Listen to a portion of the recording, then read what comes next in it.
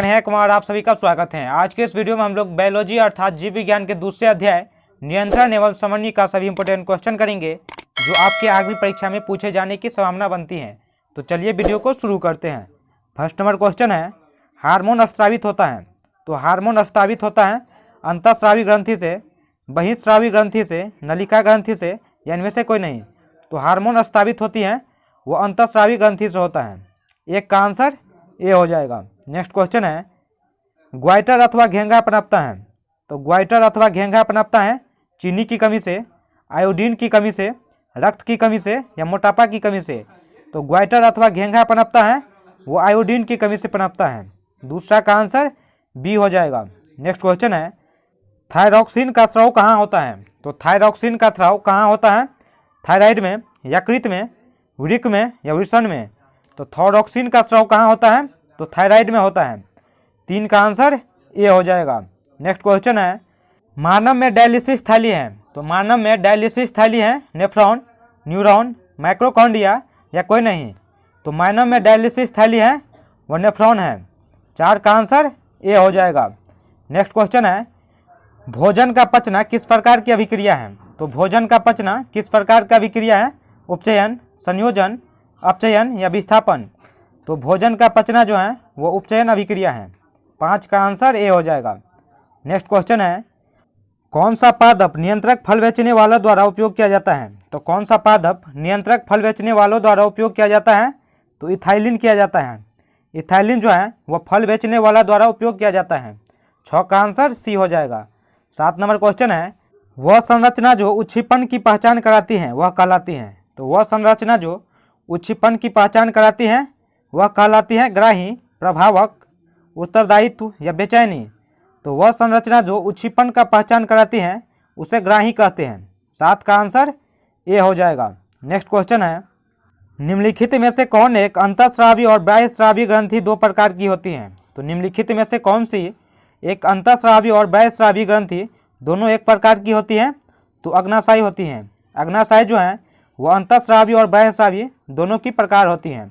8 का answer A हो जाएगा।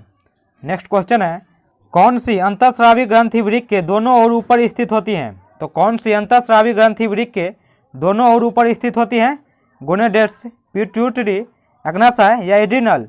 तो कौन सी अंतःस्रावी ग्रंथि वृक्क के दोनों ओर ऊपर स्थित होती हैं?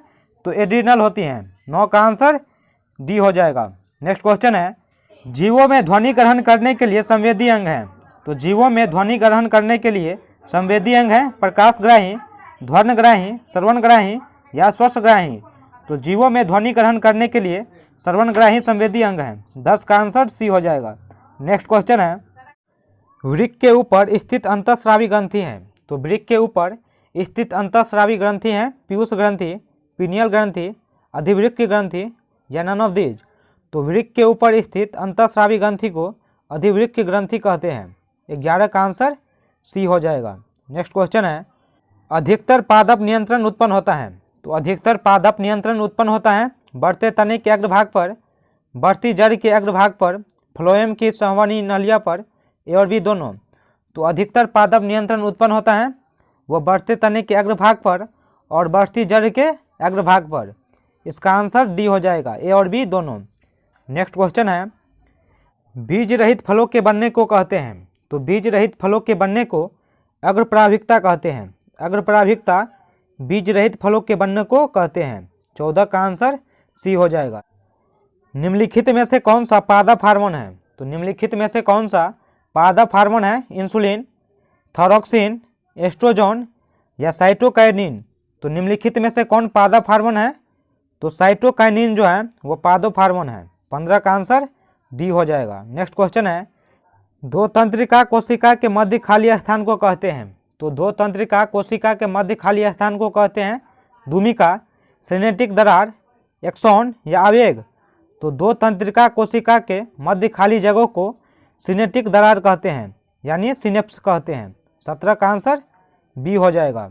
नेक्स्ट क्वेश्चन है, मस्तिष्क उत्तरदायी है। तो मस्तिष्क उत्तरदायी है सोचने के लिए, हृदय स्पंदन के लिए, शरीर का संतुलन बनाने के लिए या उपरोक्त सभी। तो मस्तिष्क उत्तरदायी है इनमें से सभी के लिए।